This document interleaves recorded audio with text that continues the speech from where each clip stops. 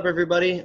This is Ezan with TrueStar Media, and today we're going to be talking with Najah Roberts, a pioneering tech entrepreneur, a cryptocurrency, Bitcoin, and NFT expert, and a community activist. Thank you for taking the time to talk to TrueStar, Ms. Roberts. Thank you for having me. One of the first questions that we have for you is, what encouraged you to finally cross the boundaries from old money, as you described it, to new money? Well, as a financial advisor or ex-financial advisor, I really got disgruntled with the way that the current financial system treats certain communities of color. And so I was really looking for something that would help close the wealth gap, which is why I got into financial services in the first place, only to find that there was really nothing out there still today that can close the wealth gap. And so once I got an epiphany as to what Bitcoin could possibly do, that's when I made the transition, and I went ahead and went from old money to new money, letting all my licenses go. Cool. Another question that we have is, why do you think it's important for other people to be educated on the subject? Well, the biggest thing and the biggest reason that people need to be educated on the subject is because the education is needed so that people don't lose money, so that people don't get scammed, and that at the end of the day, when they absolutely need to have their finances in order, that they will be in the right place with the right currency. And it's critically important that we learn and have the right new money.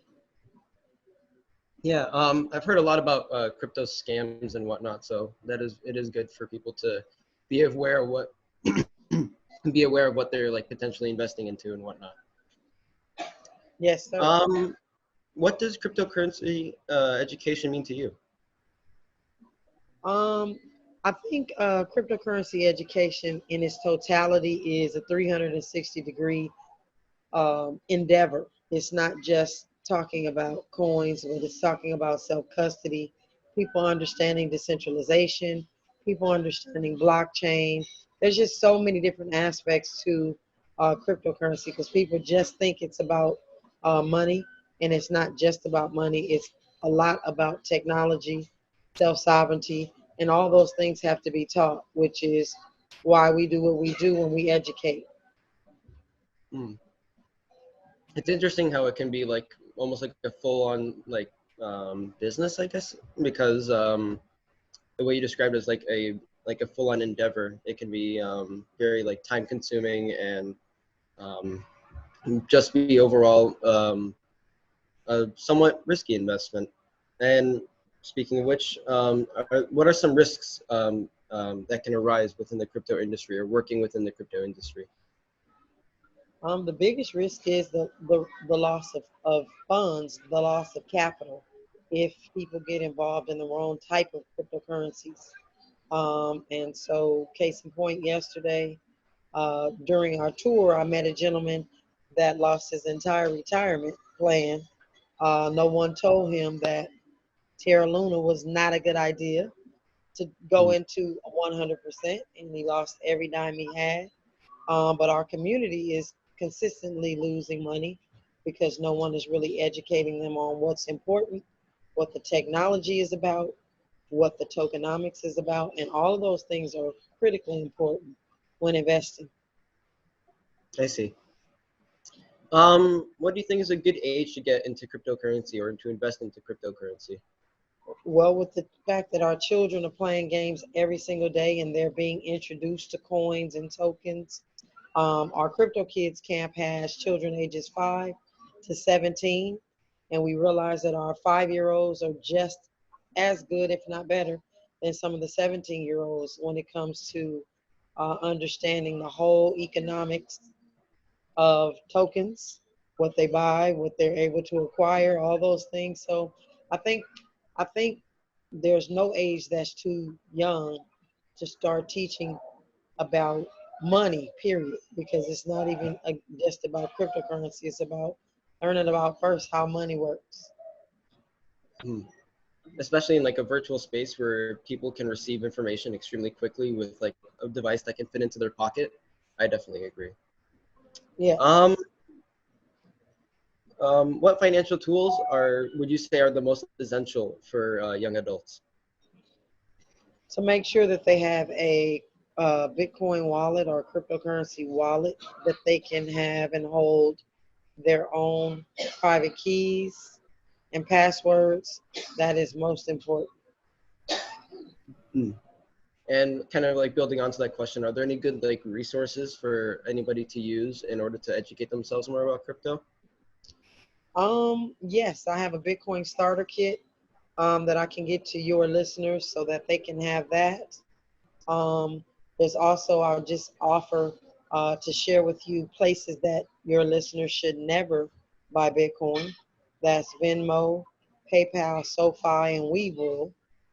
Those places, they should never purchase their Bitcoin because it does not afford them the opportunity to take their Bitcoin off the platform and put it into their own private wallet.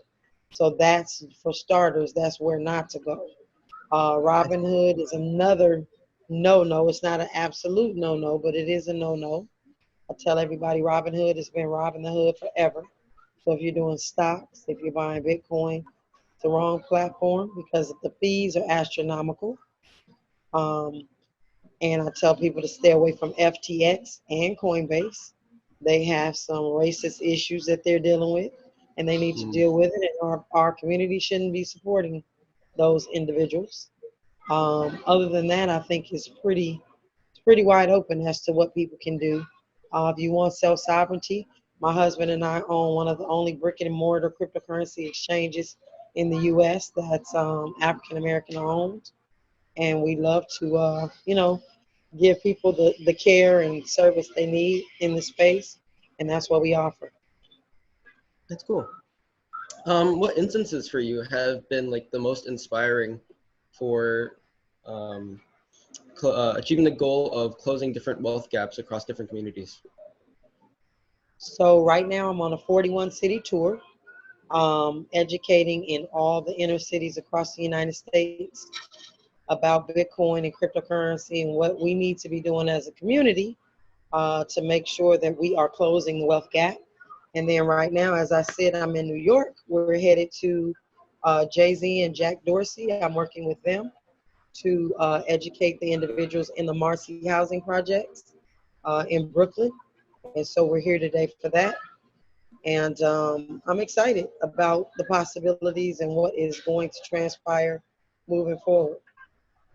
Yeah, the possibilities and potential for crypto is, I think, only like just starting to kick up now. So in the future, I definitely think there's going to be a lot more uprise and usage of crypto. Yes. Um, as of now, other than crypto, are there any sort of alternative currencies globally? Um, I have to be honest and say no. This is a new revolution. This is here to stay. It's not going anywhere. And, I believe that it is poised to take over. As we know, with all the money printing and the quantitative easing and all the money that is being pumped into the market right now superficially to hold it up, Americans are really they're going to be in a real precarious situation very shortly when that money runs out, when they can't print anymore. And so, because it's losing its value and it's losing, um, it's just a whole lot of things going on that are going to cause us to have a very serious situation here in the U.S. really soon. Hmm. But there is no Um, other. And to answer your question specifically, there is no other alternative currency because every other currency is centralized, which means someone else controls it, someone else dictates what happens, how it happens, and soon the United States will get their own central bank digital currency, which they're working on right now. That is not an alternative. That is going to be more of actually worse than where we are right now today because when they move to central bank digital currency, you won't have individuals that are able to, hold on to their own cash, maybe under the mattress or things of that sort. It's all going to be digital, and it's all going to be controlled by one centralized entity. And it's going to be devastating for communities of color. Hmm. To kind of add on to one of the things that you mentioned, cryptocurrency, from what I've been researching, isn't actually monitored by any sort of like central authority. Could that pose any sort of like threat to how cryptocurrency currently is? No, the only threat would be to them. They've monopolized this system since since the beginning of time, but specifically since 1913. So they've had their run. They've got all the money. They've had all the money. There's a certain amount of families that are benefiting still today. And I think the only threat is the fact that we're waking up. We're realizing that no longer should we be putting all of our money in the bank for them to give us 0.25% interest back when they get 13 and 16 and sometimes 24, 38% on our money and then give us nothing back in return. And so I think it is time, that everyone wakes up. And when they do and really understand what's going on in its totality, I think we're going to see a lot of changes quickly. Hmm. I agree. What struggles have you gone through within the cryptocurrency business? Struggles, trying to get our people to understand that this is not a get rich quick space. This is definitely not get rich quick. This is slow and steady wins the race. Um, and just trying to get people to understand that this is not a scam and this is not going anywhere. And they're either going to learn or get left. That's the struggle. Hmm. And another question for you is, what are some common myths like circulating online about cryptocurrency? Common events. Um, I think one of the biggest things that's circulating right now on social media or in the news is Elon Musk, who's pushing Dogecoin. And if anyone understands the tokenomics of Dogecoin and what's really happening with Dogecoin, they'll understand that he is definitely um, he's playing with people's intelligence. I will say it that way. And so he's telling everybody that not Starlink, Tesla, and whatever his other company is going to be accepting Dogecoin, but that means absolutely nothing as far as mass adoption, as far as tokenomics. They're printing 10,000 Dogecoin every 10 minutes. There is no scarcity. It's just like the dollar. It's going to Hmm. eventually phase itself out because there's no way that can ever get any value because there's no scarcity attached. I see. And Um, the other biggest news piece is us, the Bitcoin Academy with Jay-Z and Jack Dorsey. So stay tuned for that info. You all will see more information about that. So those are kind of like the two biggest news pieces right now. mhm. Cryptocurrency currently, right, is currently a major source of global pollution. What sort of discussions have been within the crypto community or higher ups and within the industry about this and any sort of possible solutions? So you said major pollution. Hmm. You said pollution. Okay, so just so we can fact check and you can take a look at this, the banks produce, the banks being utilizing energy and all the things that they do are 40% more pollution driven than cryptocurrency and Bitcoin mining. So when you really start to look at the facts, it's like a non-issue. However, because people in the Bitcoin and cryptocurrency space are all about solving problems or ills or things that are transpiring, we're using solar power. In fact, I have a son that is a current Bitcoin miner in Texas. They're using solar power. They're using a new liquid that creates absolutely no pollution. So there's so many misconceptions about Bitcoin mining, and again, when you look at the amount of energy and pollution that has been utilized over the last, I don't know how many years, to power banks, you'll see that it's 40% more than anything that Bitcoin mining is doing. Hmm. I had no idea. That's really interesting and really informative to know. And what is a good like first step for someone who's interested in crypto? To really find a platform that they resonate with, which means that's user friendly for them. That's not one of the ones that I just listed. And to just get started. There are 100 pennies in a dollar, and there are 100 million satoshis in a Bitcoin.